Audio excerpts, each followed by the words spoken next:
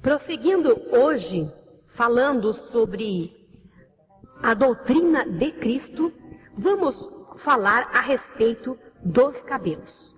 Muitas pessoas têm escrito cartas perguntando a respeito de cabelos. Então, hoje vamos falar sobre esse tema. Preste bastante atenção, porque a finalidade de comentarmos isso é para que todos os nossos amados e queridos ouvintes e irmãos que nos escutam aprendam, guardem no seu coração a verdadeira doutrina de Cristo. Vamos ler aqui em 1 aos Coríntios, capítulo 11, versículos 14 e 15. Ou não vos ensina a mesma natureza que é desonra para o varão ter cabelo crescido? Mas ter a mulher cabelo crescido lhe é honroso, porque o cabelo lhe foi dado em lugar de véu. Porque a mulher tem que estar coberta com seus próprios cabelos. Porque se ela não tem o seu cabelo, ela terá que cobrir-se com véu. Mas Deus deu o véu natural para a mulher, que é o seu próprio cabelo. Então, ela estando com seus cabelos crescidos, ela está coberta em sinal de submissão. Mas para o homem estar coberto com seu próprio cabelo, isso já é motivo de desonra. Aqui vejamos que Paulo estava falando a uma igreja cristã, que era a igreja de Corinto. Ele estava falando com os coríntios, com os irmãos e irmãs da igreja de Corinto.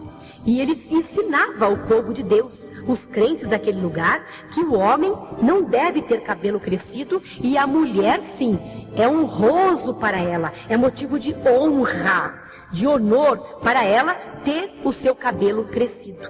Aí vejamos que ele não está falando com os ímpios e nem está falando com um povo que estava agora debaixo da lei. Não. Já não era mais o povo que obedecia e que seguia a lei, a antiga lei dada por Moisés. Mas estava falando com um povo liberto, agora que seguia, que obedecia a Cristo, que já haviam aceitado a Cristo como seu Salvador. E ele deixou bem claro aqui que para o homem ter cabelo crescido lhe é desonra, é desonroso. Mas para a mulher ter o cabelo crescido é honra, porque o cabelo foi dado para ela em lugar de véu. Cabelos compridos na mulher é sinal de submissão e respeito também aos anjos. Veja aqui em 1 Coríntios ainda, capítulo 11, no versículo 10 agora. Prestem atenção. Portanto, a mulher deve ter sobre a cabeça sinal de poderio, por causa dos anjos. Então, porque ela tem que demonstrar submissão e obediência e respeito aos anjos, porque os anjos estão ao nosso redor. A Bíblia fala que os anjos do Senhor acampam-se ao redor dos que o temem, que temem ao Senhor para nos livrar, para nos guardar. Cada pessoa tem o seu anjo, cada nação tem seu anjo, cada igreja tem o seu anjo. E em respeito àquele anjo que está nos guardando, nós, mulheres cristãs, temos que ter nossos cabelos compridos em sinal de submissão e respeito aos anjos. O homem deve ter cabelos curtos, porque ele é a imagem e glória de Deus. Assim diz a palavra. Mas a mulher é a glória do homem. Porque o homem foi feito imagem e semelhança de Deus, para a glória de Deus. Foi feito para glorificar a Deus, portanto foi feito exatamente como Deus é. Ele foi feito imagem. O que é imagem? É aquilo que se parece conosco, que tem uma semelhança. Quando nós olhamos num espelho, nós não vemos nós mesmos dentro do espelho, mas vemos a nossa própria imagem. E aquela imagem que você olha no espelho não é exatamente igual a que você é? Quando você se penteia, você olha no espelho para ver se o cabelo está em ordem, tudo direitinho. Quando você se veste, você olha no espelho para ver se está tudo bem, tudo certinho, não é? Tudo abotoado. Então você está vendo ali no espelho a imagem do seu corpo, a imagem do seu cabelo, a imagem do seu rosto, a imagem da sua sobrancelha, do seu nariz, da sua boca. Tudo exatamente como se fosse uma fotografia ali no espelho. E assim o homem foi feito. A imagem e semelhança.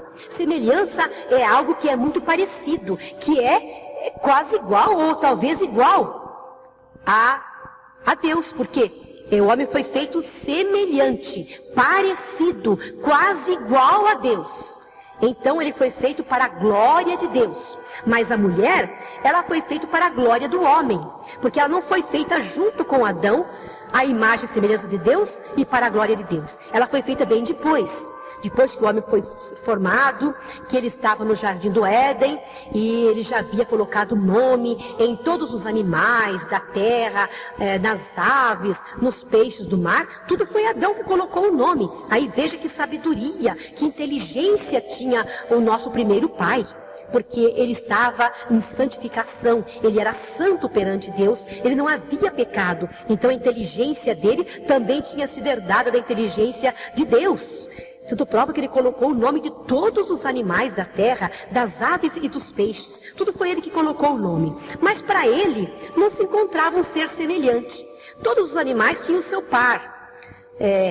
Os tigres, as onças, até os répteis, as aves tinham seu par, os peixes, mas para o homem não tinha ninguém que fosse semelhante a ele. Ele era sozinho e solitário naquele jardim. Então Deus fez uma mulher unicamente para ser adjutora, ajudadora e companheira do homem. Então ela foi feita para a glória do homem.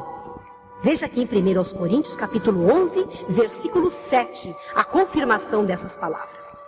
O varão, pois, não deve cobrir a cabeça, porque é a imagem e glória de Deus, mas a mulher é a glória do varão. Então, aqui é por isso que o homem não tem a sua cabeça coberta, nem usa cabelo comprido, porque ele é a imagem e glória de Deus. Mas a mulher ter o cabelo comprido é um motivo de submissão, porque ela foi feita por causa do varão e ela é a glória do varão. E em respeito aos anjos também, ela tem que manter os seus cabelos compridos. Eu nunca me esqueço, há muitos anos atrás, quando eu fui para a maternidade para ganhar os meus primeiros filhos, Davi e Débora, que são gêmeos. E na mesma sala, na mesma enfermaria, no quarto que eu fiquei, ficou uma outra senhora que também foi ganhar o seu bebezinho. E ela era de uma outra igreja. E o cabelo dela era imenso, era muito longo. Ela deitada na sua cama, eu deitada na minha, de lá da minha cama eu observava. O cabelo dela saía por trás do travesseiro, descia pelo vão da cama, do colchão, e encostava no chão. Até a arrumadeira, quando vinha varrer, pedia: levanta o seu cabelo que eu vou passar a vassoura aqui embaixo da cama. E ela levantava o seu cabelo. E nós comentamos sobre o cabelo comprido e ela disse: eu nunca, nem sequer aparo a pontinha do meu cabelo. Porque lá na minha igreja teve uma irmã, uma profeta muito abençoada por Deus, que teve uma revelação. Que em cada fio de cabelo da mulher cristã tem uma joia preciosa, um diamante brilhando, pendurado. E quando a mulher apara a pontinha que seja, aquelas joias caem todas. E ela fica sem aquela riqueza que Deus colocou no seu cabelo. E ela tinha muito temor e disse que não aparava a ponta dos seus cabelos. Eu achei aquilo maravilhoso e eu nunca me esqueci disso. Vejamos que as mulheres do passado, as mulheres cristãs da igreja primitiva e as santas mulheres do passado, todas elas tinham seus cabelos longos. Vejamos que Maria, aquela que era irmã de Lázaro, aquela que soube escolher a boa parte, aquela vez que ela ficou assentada aos pés do Senhor, ouvindo o seu ensinamento, ouvindo a sua doutrina, porque doutrina é ensinamento. Quando Cristo ensinava, ele estava ensinando a sua doutrina. E ela tinha os seus cabelos longos. Veja aqui o que diz a palavra de Deus. São Lucas, capítulo 7, versículo 38. E estando por detrás, aos seus pés, chorando, começou a regar-lhe os pés com lágrimas e enxugava-lhes com os cabelos da sua cabeça, e beijava-lhe os pés e ungia-lhes com unguento. Aí veja que ela chorava e trouxe um unguento também. Um unguento é um perfume oleoso tirado de madeira. Geralmente tiravam do sândalo e outras árvores que tinham um bom cheiro. Então, era de muito valor, era muito raro aquele unguento. E ela derramava aquele unguento nos pés do Senhor e também regava eles com as lágrimas dos seus olhos e enxugava-os com os seus próprios cabelos. Se ela tivesse cabelo curtinho, não poderia fazer essa tal ação, mas como eram longos, e creio que muito longos, então ela enxugava os pés do Senhor com os seus cabelos. Veja aqui uma confirmação desse versículo em São João, que explica direitinho quem era essa mulher que fazia isso. São João, capítulo 11, versículo 2. Estava então enfermo um certo Lázaro, de Betânia, aldeia de Maria e de sua irmã Marta. E Maria era aquela que tinha ungido o Senhor com unguento e lhe tinha enxugado os pés com os seus cabelos, cujo irmão Lázaro estava enfermo. Aí veja, ela era irmã de Lázaro, irmã de Marta também. E é a mesma mulher que fala aqui em São Lucas, que ungiu os pés do Senhor com unguento e enxugou com os seus cabelos. E vemos que ela passou para a história, hein? Passou para a história, e Jesus falou que onde o evangelho fosse pregado, iam contar esse bom ato que ela praticou para com o Senhor, ungindo os seus pés com aquele unguento precioso e perfumado e enxugando os seus pés com o seu próprio cabelo. Vejamos aqui o que diz em São João, capítulo 12, versículo 3.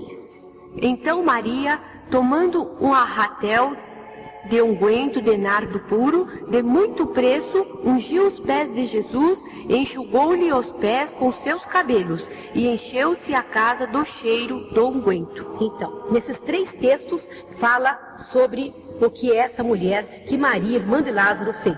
Foi algo agradável a Deus.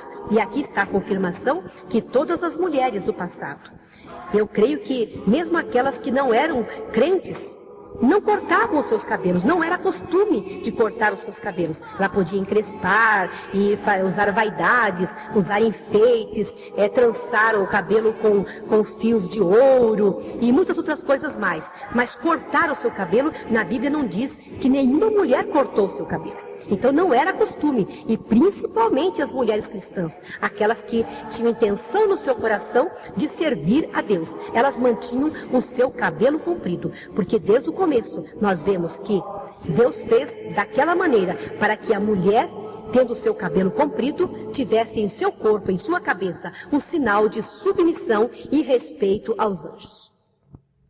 Agora vamos falar de outro item do RI, do regulamento interno. Agora vamos falar da barba, do bigode e da costeleta. Agora estamos falando com os irmãos. Prestem, irmãos, bastante atenção.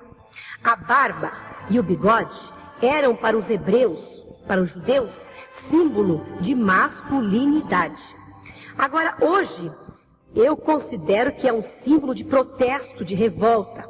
A maioria dos comunistas, dos guerrilheiros que são contra o sistema, eles usam barba crescida. Vocês podem observar isso.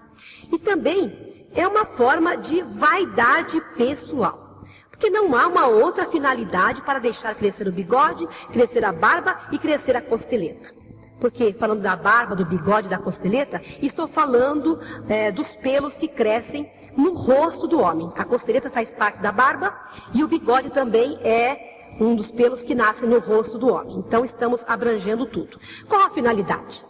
Só pode ser querer parecer mais homem, mais masculino. Os rapazinhos jovens é que gostam de deixar barba, bigode, para parecer mais velhos, aparecer mais homens. Os meninos adolescentes, às vezes nem têm barba, mas eles ficam raspando, às vezes, para que aquilo estimule o crescimento da barba, porque eles acham que a barba ainda é um símbolo de masculinidade. E não deixa de ser um símbolo de vaidade. Os judeus, muitos deles, nem todos, mas muitos deles deixavam a barba crescer.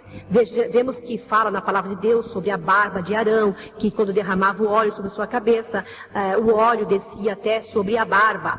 Mas eles estavam debaixo da lei.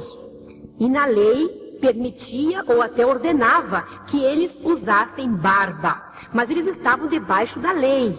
Mas não era no tempo do cristianismo. Agora, do cristianismo para cá, a coisa é diferente. Não sabemos se Cristo tinha barba, se ele tinha bigode, se ele tinha os seus cabelos crescidos. Vemos nas pinturas por aí que pintam um Cristo cabeludo, um Cristo com barba, com bigode, crescidos, mas nós não sabemos porque não temos uma fotografia. Naquele tempo não existia fotografia, não temos uma pintura que venha daquele tempo ainda. São coisas feitas agora muito depois, muito recentes. Então não temos certeza sobre isso. Mas mesmo que ele tivesse barba e bigode, ele nasceu debaixo do poderio da lei. Quando ele nasceu, ele estava ainda debaixo da lei, obedecendo a lei. E ele veio para cumprir aquela lei. E depois que ele cumprir, nós não precisaríamos mais cumprir. Vemos que se ele tinha cabelo comprido, Paulo, que já estava no tempo do cristianismo, ordenava aos homens que não deixassem seu cabelo crescido, que era desonra. Aí vemos que é algo bem diferente do que a lei ensinava. Agora estamos debaixo da graça de Cristo. É diferente. E eu não acho, e também eu acho que a Bíblia também não dá nenhum motivo para que o homem tenha barba crescida, bigode e costeleta. Eu pessoalmente considero, se a irmã Solange também pensa dessa maneira, eu considero a barba e o bigode muito anti-higiênicos. Porque eles estão muito próximos da boca. E muitos deixam um bigode bem comprido que cobre até os lábios.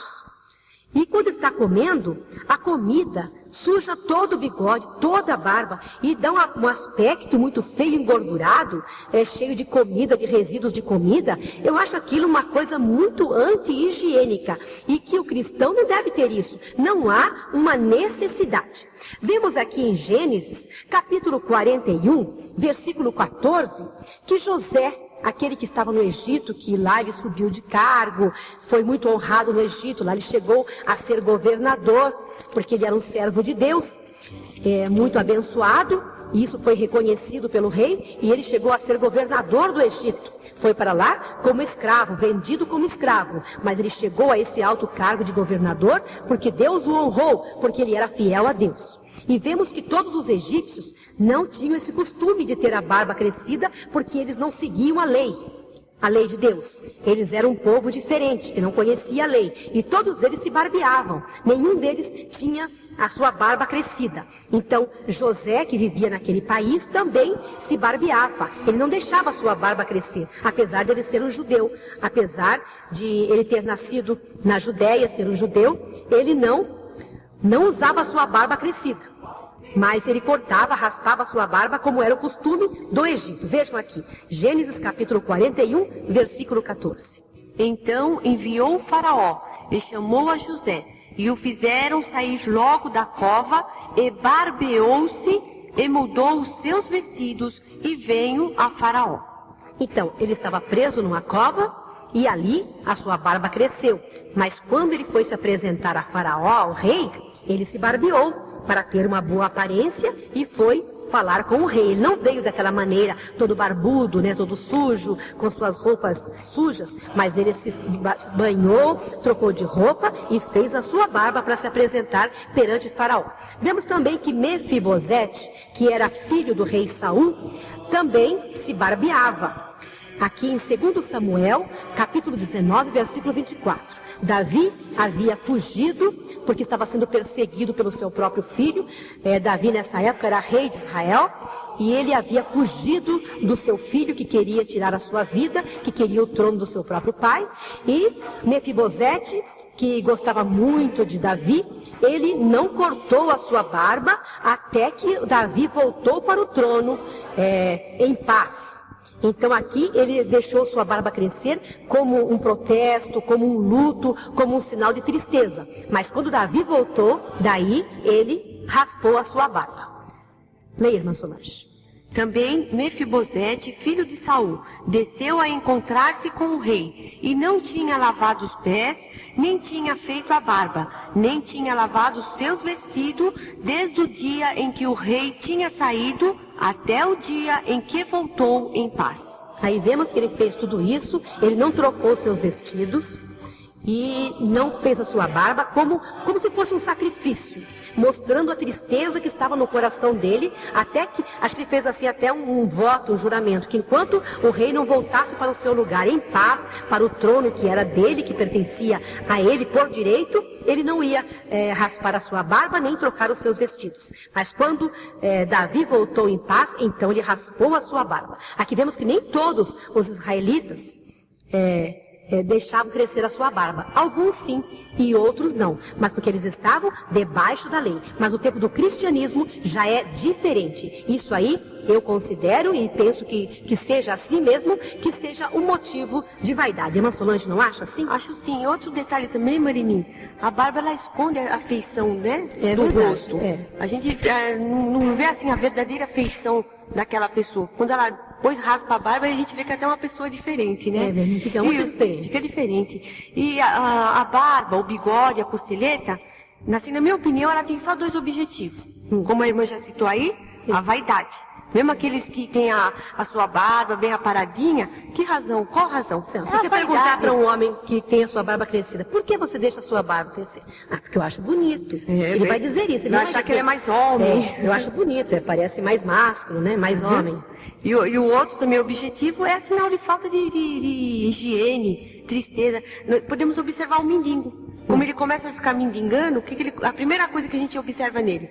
Aquela barba, né? Barba crescida, cabelo crescido. É um desleixo, né? É um desleixo. Então, mas e vai ficar sujo, né? Com aquele aspecto feio, doentio. Uma pessoa doente na cama, um homem doente na cama, ele não faz a barba, ele fica com aquele aspecto doentio, feio, tristeza, não é? Né? De tristeza, então. E muitos dos judeus usavam isso aí, demonstrando a tristeza, o luto no coração, uma tristeza. Mas logo que aquilo passava, eles se barbeavam. Então, assim também deve ser todo o homem cristão que faz intenção no seu coração de servir a Deus e de obedecer à doutrina do Senhor Jesus. Vamos falar ainda sobre a depilação. É outra pergunta que me fazem muito. As irmãs que têm essa dúvida, os irmãos, prestem bastante atenção agora. Vamos falar sobre depilar ou raspar o corpo. Nós fomos feitos à imagem e semelhança de Deus, como já falei em programas anteriores. Nós somos feitos parecidos com Ele, perfeitos. Vejam aqui em Gênesis, capítulo 1, versículo 26 e 27. Leia, irmã Solange. E disse Deus: façamos o homem à nossa imagem, conforme a nossa semelhança. E domine sobre os peixes do mar, sobre as aves dos céus, e sobre o gado, e sobre toda a terra, e sobre todo réptil que se move sobre a terra. E criou Deus o homem à sua imagem. A imagem de Deus o criou. Macho e fêmea os criou. Aqui está dizendo que criou o homem à sua imagem e à sua semelhança. Isso quer dizer parecido com Deus, quase igual a Deus. Então nós temos o mesmo aspecto de Deus. Porque a imagem é aquilo que a gente vê, digamos, num espelho, a nossa própria imagem. E a imagem é parecida conosco. E nós também somos parecidos, semelhantes a Deus. E veja aqui, em Gênesis ainda, capítulo 1, versículo 31 agora, que Deus está falando da sua própria obra. E viu Deus tudo quanto tinha feito, e eis que era muito bom. E foi a tarde e amanhã o dia sexto. Deus olhou tudo que ele havia feito, inclusive o homem, então ele achou que estava tudo bem feito, que estava muito bem tudo. E se ele achou que estava tudo muito bem, é porque estava bem mesmo. Ele achou o homem perfeito, fez tudo bonitinho, então ele achou a sua obra boa. Veja aqui em Deuteronômio, capítulo 32, versículo 4, que é um cantar, é um cântico que Moisés fez e cantou perante Deus, falando da obra que Deus fez. Preste atenção. Porque apregoarei o nome do Senhor, dai grandeza a nosso Deus. Ele é a rocha, cuja obra é perfeita, porque todos os seus caminhos juízos são. Deus é a verdade e não há nele injustiça. Justo e reto é.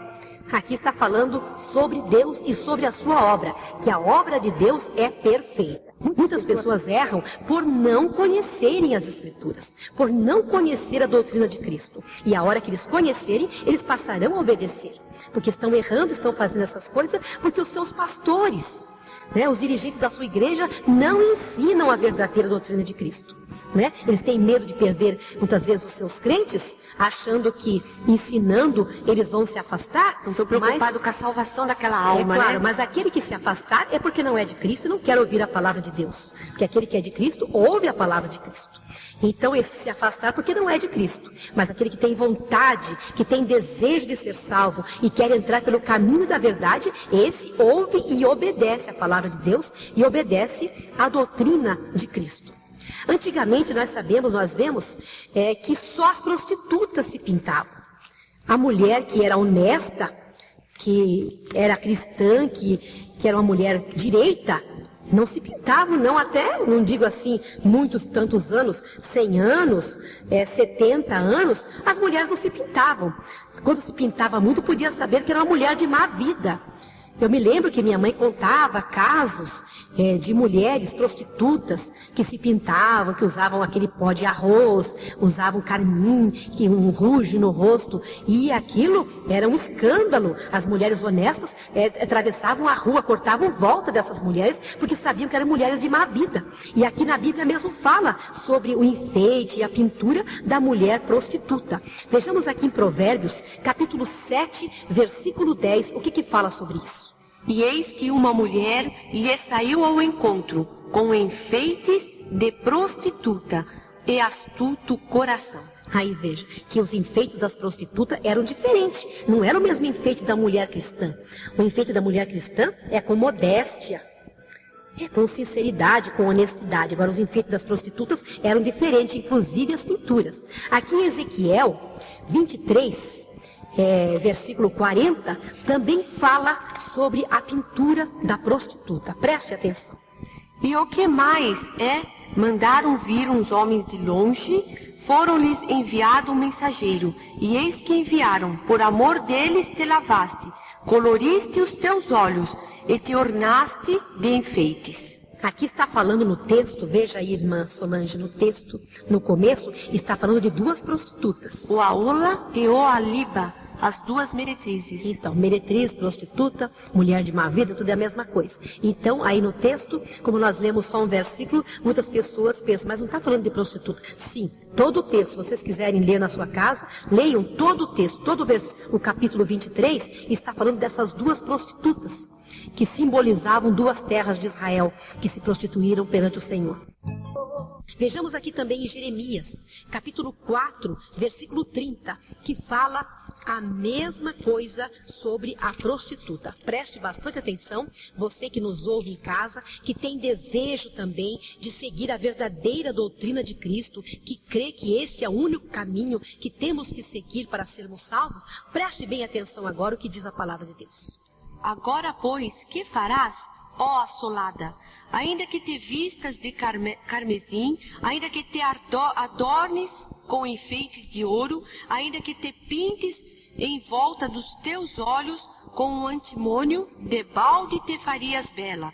Os amantes te desprezam e procuram tirar-te a vida. Aí está falando de uma prostituta também que tinha amantes, que se enfeitava com vestidos carmesim, vermelhos, e que pintava em volta dos seus olhos, que se cobria de joias de ouro para se fazer mais bela. Mas está falando de prostituta, não está falando de mulher cristã.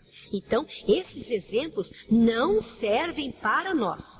Nós não podemos mudar a nossa aparência com pintura, porque isso não agrada a Deus e nós estaríamos demonstrando que não há sinceridade nem honestidade no nosso coração. Porque antes quem fazia isso eram as prostitutas. Então, se nós nos pintarmos, é um símbolo da prostituição na nossa vida.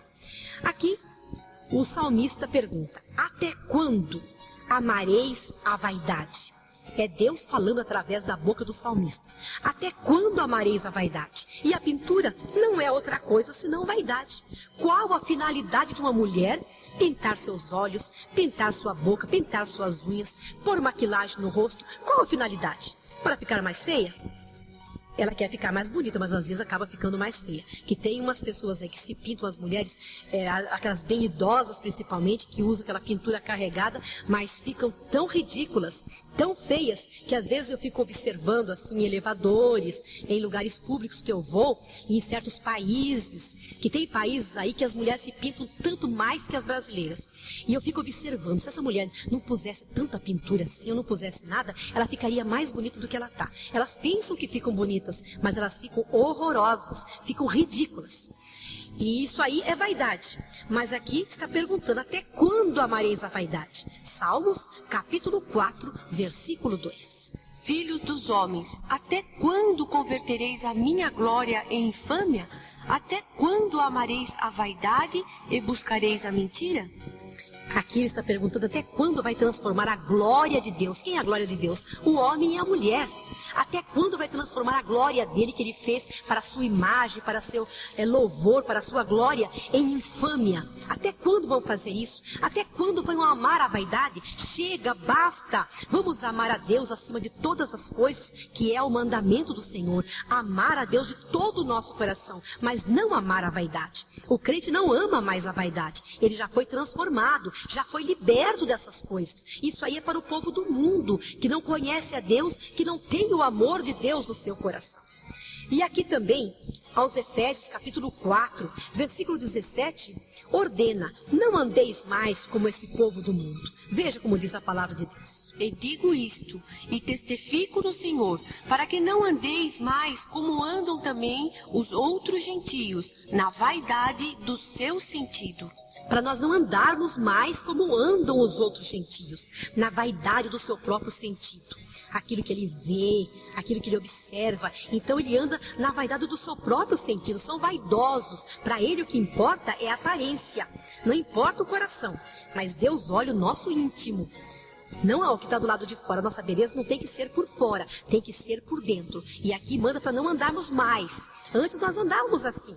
Nós vivíamos entregues totalmente à vaidade. Eu mesmo fui uma jovem muito vaidosa. Não digo que eu usei muita pintura assim. Nunca usei porque eu temia o meu pai. Naquele tempo eu não temia a Deus. Eu temia o meu pai. E graças a Deus o meu pai foi um homem que compreendeu a doutrina. Apesar de ele não estar numa igreja muito santa, ele estava numa igreja denominacional. E ali as mulheres eram muito vaidosas. Mas ele havia entendido a verdadeira doutrina de Cristo. Ele entendia a palavra de Deus. Então ele nunca permitiu que eu, sou filha única, e minha mãe, que nós usássemos vaidade. Ele nunca permitiu porque ele sabia que aquilo não era certo. E muitas coisas eu não fazia por medo do meu pai, porque ele era muito enérgico. Então eu não fazia. Então, mas uma maquilagem assim leve, um pó compacto, eu não saía de casa sem passar. Parecia que estava me faltando alguma coisa, porque eu já havia acostumado. Mas agora a palavra do Senhor manda não andar mais como você andava antigamente. Tem que haver uma mudança, uma transformação. Isso não serve mais para nós e não tem nenhuma importância mais para nós. Não tem nenhuma validade. Qual é a validade? Ficar mais bonita? Não interessa isso mais para nós. A nossa beleza já não é mais aquela por fora. Agora nós nos preocupamos em ser belas para Cristo. Mas isso aí é interiormente, no nosso espírito, fazer a vontade de Deus, santificar a nossa vida. É isso que Cristo acha bonito e não a beleza física. Agora, se tem alguém que está se sentindo um pouco feia, isso aí é problema do coração, hein? Não é uma enfermidade, mas é uma tristeza. Porque a Bíblia diz que a alegria do coração deixa o rosto bonito. Se você quer ficar bonita, tenha a alegria de Cristo no seu coração. Veja aqui o que diz em Provérbios, capítulo 15, versículo 13. Que vai falar a respeito disso. Porque às vezes nós estamos tristes por um motivo ou por outro, estamos insatisfeitas com a nossa vida ou mesmo com a nossa aparência, então o nosso rosto fica triste, abatido, desbotado. Mas se o coração está transbordando de contentamento do Senhor, então aquilo reflete no nosso rosto. Quem olha para o nosso rosto já diz, por que você está tão alegre hoje? Por que eles notam?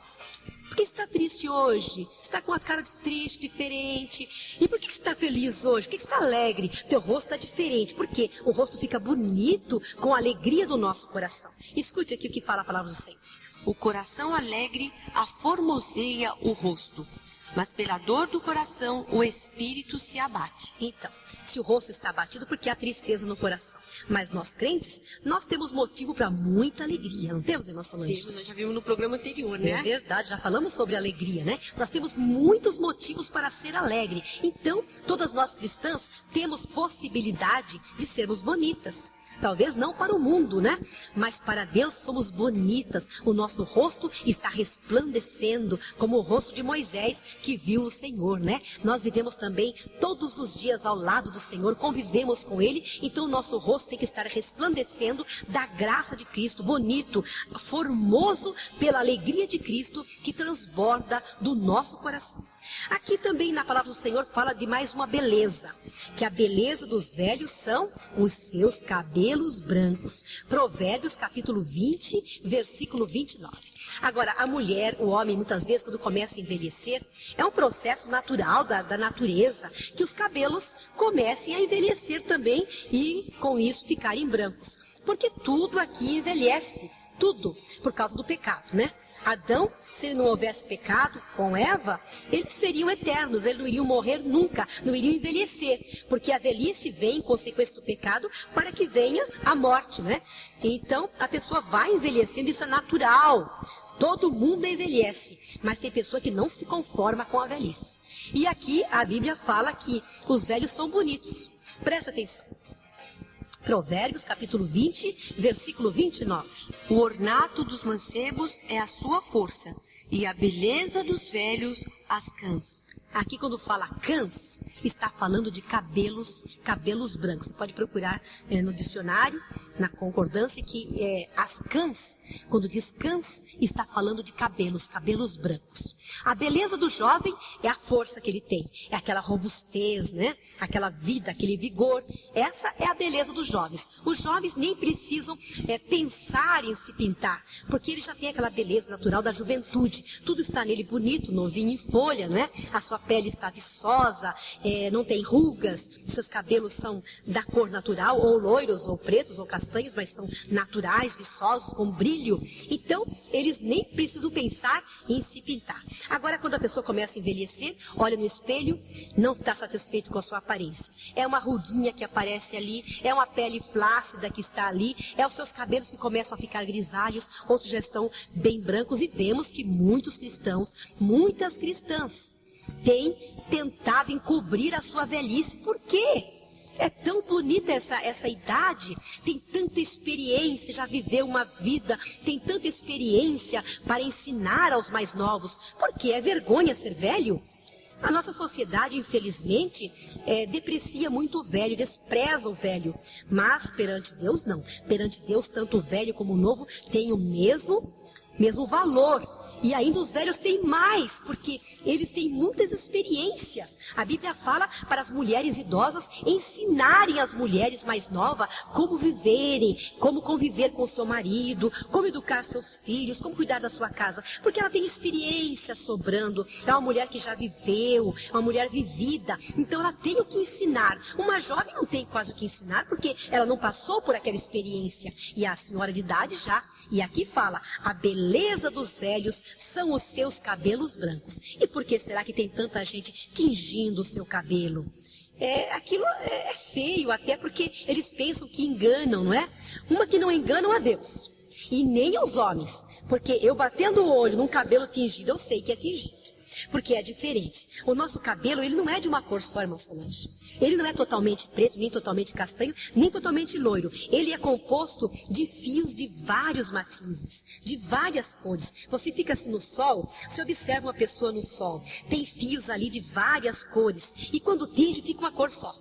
Fica uma coisa fica só, né? Preto demais, ou então um castanho, então um loiro diferente. Depois desbota, fica tão horrível. Desbota, tem que tingir a cada 15 dias, né? Senão as raízes já começam a despontar branquinha. E as pessoas que tingem, coitadas, estão tão enganadas pelo diabo, estão tão cegas, né, pelo diabo, que elas pensam que a gente não percebe. E tem irmãs que eu chamo atenção, porque é necessário chamar, porque a doutrina, né, da Igreja de Deus e Amor, baseada na doutrina de Cristo, não permite que as mulheres tenham essa vaidade. vaidade. E algumas mulheres que eu tenho ido conversar, falando dos seus cabelos, a maioria nega. Até hoje não teve nenhuma que confessou. Ah, irmã Irene, na verdade eu tingi meu cabelo, eu achei que estava ficando feio. Nenhuma. Todas elas, cada uma dá uma desculpa diferente. Uma diz que usa uma loção lá para fortalecer o cabelo e acabou escurecendo o cabelo sem querer. Sabemos que são desculpas e mais desculpas, mas perante Deus, naquele último dia, não vai haver desculpa. Porque pode desculpar conosco, que eu posso até acreditar, né?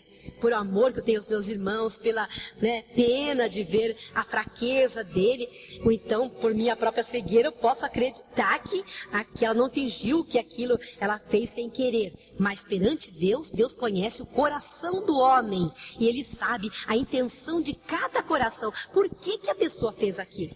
Pode enganar a todo mundo, mas não engana a Deus, não é verdade? São desculpas que usam. Outras dizem, não, eu não tinjo, meu cabelo é dessa cor mesmo. Mas eu conheci aquela pessoa com cabelo grisalho, como estão os meus agora, como é que de repente ficou preto? Eu nunca vi isso aí, essa reversão. Não quer assumir que foi uma tintinha que passou ali. Então, eu nunca vi o cabelo branco ficar preto de novo naturalmente. Nunca, isso não existe.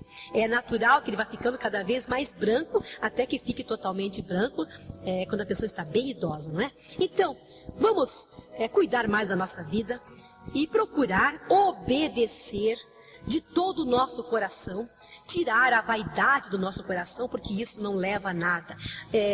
Salomão olhou em tantas coisas nesse mundo e concluiu que tudo aquilo era vaidade.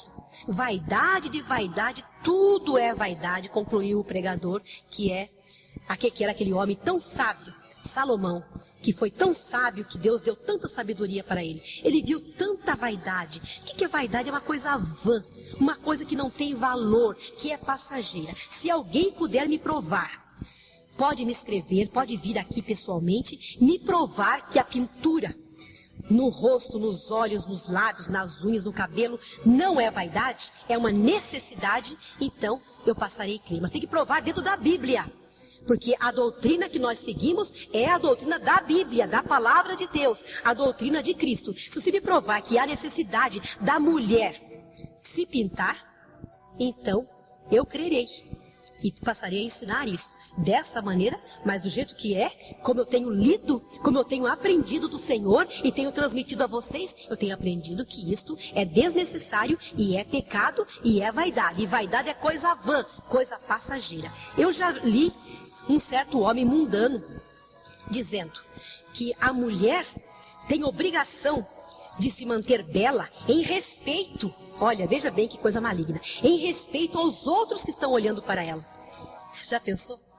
É um modista, um homem que desenha modas, que disse que toda mulher tem obrigação de se manter bela, que ele era a favor da cirurgia plástica para manter a mulher bela, porque era um respeito que ela tinha para o outro ser humano que olhava para ela, para não achar ela feia, para não ferir a vista do outro que estava olhando para ela. Mas esse homem, será que ele teme a Deus? Não teme, ele é um ímpio e nós não podemos andar segundo o conselho dos ímpios. Bem-aventurado o homem que não anda no conselho dos ímpios, mas que tem o seu conselho é baseado, ele aprendeu o conselho na palavra de Deus. Porque esta palavra, essa doutrina pode nos aconselhar, porque é uma doutrina verdadeira, é um conselho de Deus e não conselho do homem. Vamos seguir o conselho da doutrina de Cristo, não o conselho de mulheres como Jezabel, não o conselho de prostitutas que se pintavam, não o conselho de homens malignos que tentam colocar na cabeça da mulher. Outra mulher também ímpia, muito vaidosa, eu li que ela falou que, como nós vamos no dentista para consertar um dente, também podemos ir no cirurgião plástico para consertar a nossa aparência. Não tem nada a ver, o dente dói, não é? Quando estraga, nós temos que usá-lo, ele começa a doer, então não há outra maneira, mas o rosto não dói. Isso aí é vaidade, temos que assumir isso, vamos obedecer à doutrina de Cristo. Vocês podem abrir suas Bíblias em São Marcos, capítulo 1, versículo 27. Preste bastante atenção que a irmã Solange vai ler. E todos se admiravam a ponto de perguntarem entre si, dizendo: que é isto? Que nova doutrina é esta? pois com autoridade ordenava aos espíritos imundos e eles lhe obedecem. Aqui nós vemos que Jesus trouxe uma nova doutrina. O povo judeu estava admirado, como vocês ouviram aí, e perguntavam entre si, quando ouviam Cristo pregar, Cristo ensinar, Cristo expulsar os demônios e falar com tanta autoridade, coisa que eles nunca tinham visto em nenhum rabino, em nenhum pregador na sinagoga. Então eles ficaram admirados e perguntavam entre si: que nova doutrina é essa? Que nós nunca ouvimos, porque essa doutrina foi Cristo que trouxe. É a doutrina dele, do Pai e de Cristo. Então eles nunca tinham visto isso, porque antes eles ouviam a leitura dos pergaminhos sagrados, da lei, dos profetas, mas nunca tinham visto nada igual o que Cristo ensinava. Então vemos que Cristo trouxe uma nova doutrina. E o que é doutrina? Doutrina quer dizer ensinamento. Ele trouxe um novo ensinamento. Até ali eles estavam acostumados com o ensinamento da lei. Mas agora o ensinamento era diferente e eles estavam admirados com a doutrina de Cristo. Aí vocês veem que Cristo trouxe uma doutrina e nós temos que aprender essa doutrina de Cristo. E temos que guardá-la em nosso coração.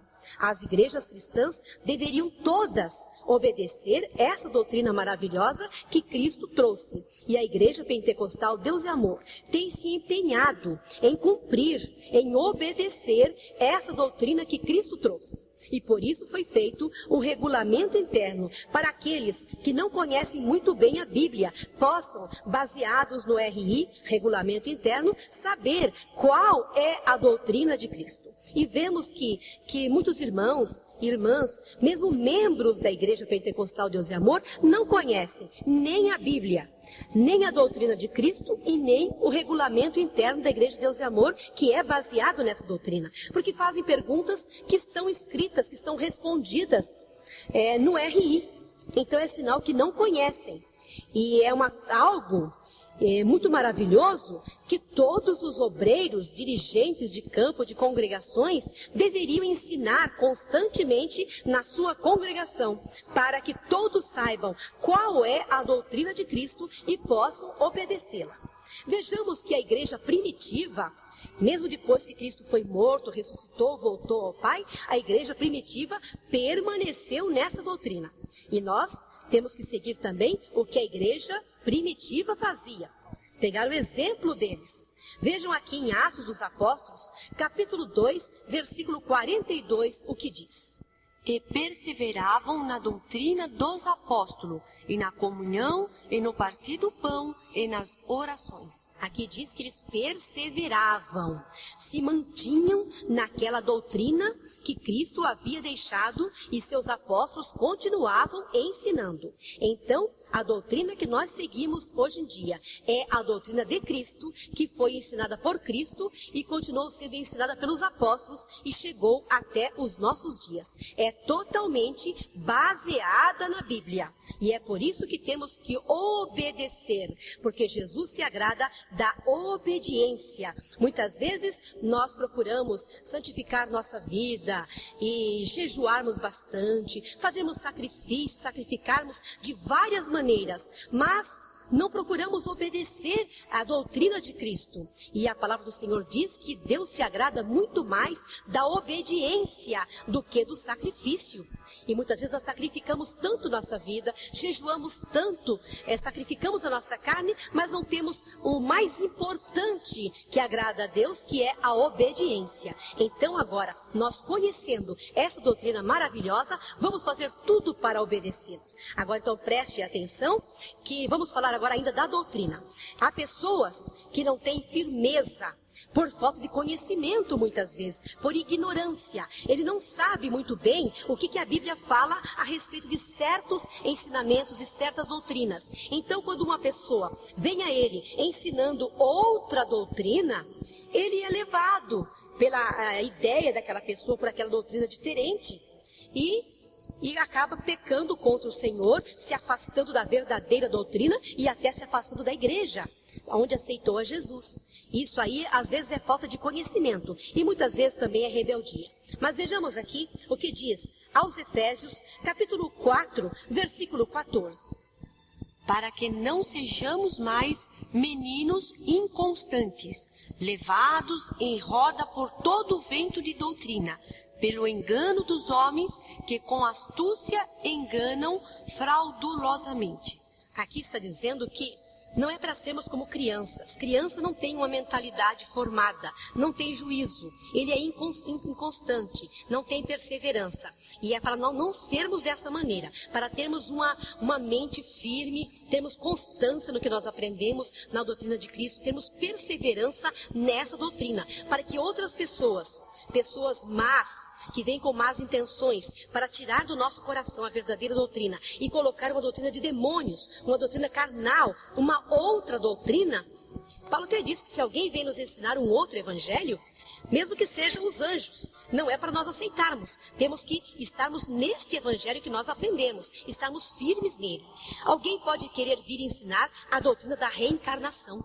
E eles procuram pegar textos isolados da Bíblia para poder incutir na mente dos cristãos que seguem a verdadeira doutrina. Eles procuram incutir que a reencarnação é verdade. Mas se nós conhecemos a palavra de Deus, conhecemos a doutrina de Cristo, vamos ter certeza que aquilo não é uma doutrina verdadeira, que é uma doutrina errada. E muitos cristãos têm sido levados por essas doutrinas, como disse aqui aos Efésios 4,14. Como meninos que não têm firmeza ainda, onde o que alguém ensina, ele acredita, porque ele não tem base, ele não conhece a verdadeira doutrina, ele não conhece a fundo a palavra de Deus. Por isso que eu acho muito importante nós examinarmos as Escrituras. Não somente lermos, ou então nos contentarmos em ouvir o pregador pregar. Você tem que abrir a tua palavra, ler junto e ainda gastar o seu tempo, gastar um tempo suficiente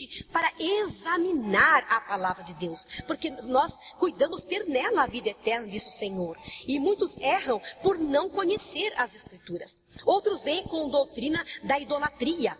E se nós não estivermos firmes e sabendo o que estamos fazendo, se não conhecermos a doutrina verdadeira do Senhor, muitos podem ser levados por essa doutrina. Outros vêm ensinar a vidência, horóscopo, superstições e outras coisas mais. Mas se nós estivermos com conhecimento profundo da palavra de Deus e da doutrina, nós jamais nos iremos deixar levar por todo o vento de doutrina. Vento de doutrina, aqui eu entendo que é onde o vento sopra, a pessoa vai. Porque a pessoa não tem firmeza, não está edificado. Então ele é leve. A mente dele é leviana. Onde o vento sopra, se soprar para o lado da reencarnação, ele vai, ele acredita. E se sopra do lado da idolatria, ele vai para o lado da idolatria também. Então ele não tem uma firmeza. E é isso que eu queria que vocês tivessem, irmãos e irmãs. Essa firmeza, tirar um tempo para estudar a palavra de Deus, porque eu acho isso maravilhoso. Quando alguém vem falar qualquer coisa, você abre a palavra de Deus e na mesma hora você tem uma resposta certa para aquela pessoa. Por quê? Porque você conhece, você tem aquela comunhão, aquela vivência com a palavra de Deus. Porque se nós não estudamos, como é que vamos conhecer? Estamos indo pelo rumo, porque alguém disse que isso é verdade, ou que o pregador pregou dessa maneira, nós cremos e não vamos examinar.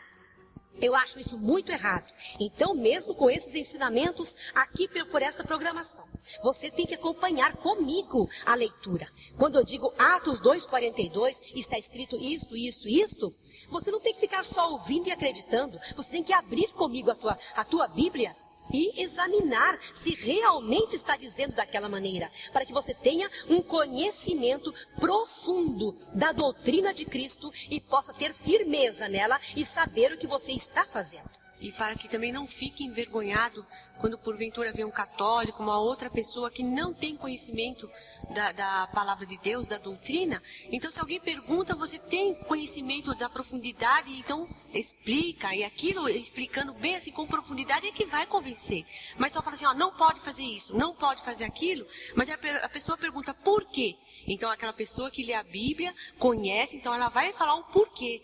E isso é que vai convencer a pessoa que essa é a verdadeira doutrina. É verdade. Muitas vezes nós perguntamos para alguém, por que você não faz isso?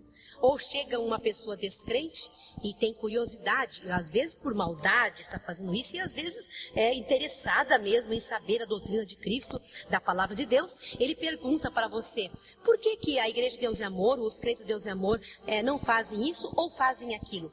Você ouviu o pregador dizer, nós não podemos fazer isso, temos que andar dessa maneira, isso aqui nós não podemos fazer, e você não procurou na Bíblia para saber o porquê daquilo, e você não tem uma resposta, mas nós temos que ter resposta dentro da palavra de Deus, porque nós temos que estar familiarizado com a palavra de Deus, nós temos que viver constantemente com ela em nossas mãos, porque ela é a luz para o nosso caminho, e aquele que não conhece a palavra de Deus anda em trevas, ele não sabe nem porquê que ele está agindo daquela maneira. Muitas vezes nós perguntamos para uma pessoa, por que você é crente? Ele não sabe responder por que ele é crente. Ele é crente e não está sabendo por quê. Muitos dizem assim, eu sou crente porque eu estava doente, sofri uma enfermidade e eu vim aqui na Igreja de Deus é Amor e fui curado. Isso não é uma resposta? Só porque foi curado, então, que é crente? Essa é a base da fé que ele tem. Ele não sabe por que ele é crente, só porque foi curado. Quer dizer que se não fosse curado, jamais aceitaria Jesus. A cura é uma isca para trazer o pecador para a igreja. E ali ele ouve a palavra e ali ele se converte. Então isso não é resposta para um crente dar para uma outra pessoa que muitas vezes pergunta, a razão da sua fé. Você tem que saber explicar por que razão você serve a Cristo. Qual a finalidade disso? E se você não conhece a doutrina de Cristo, não conhece a palavra de Deus, você não terá resposta e ficará envergonhado, como disse a irmã Solange. Aqui vejamos que Paulo, falando a Timóteo, ele manda tomar muito cuidado com a doutrina. 1 Timóteo, capítulo 4, versículo 16. Leiam conosco. Tem cuidado de ti mesmo e da doutrina. Persevera nestas coisas, porque fazendo isto, te salvarás tanto a ti mesmo como aos que te ouvem. Olha aqui Paulo estava preocupado com a doutrina. E ele dizendo a Timóteo, ele disse, tem cuidado de ti mesmo, veja como você anda, cuida da tua vida e também cuida da doutrina.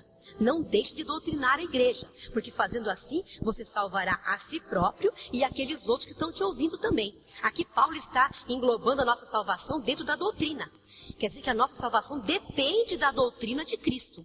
Conforme nós andamos na doutrina de Cristo, depende a salvação da nossa alma. E Paulo estava muito preocupado com isso. Ele se preocupava demais com a doutrina de Cristo. Ele fazia questão que todos os obreiros, discípulos dele, ensinassem às igrejas a verdadeira doutrina de Cristo. Isso é maravilhoso, porque a Igreja de Deus é Amor também tem perseverado nisso, tem se empenhado em ensinar a verdadeira doutrina, baseada na palavra de Deus, a doutrina de Cristo, a doutrina dos apóstolos, que é a mesma de Cristo, porque os apóstolos aprenderam com os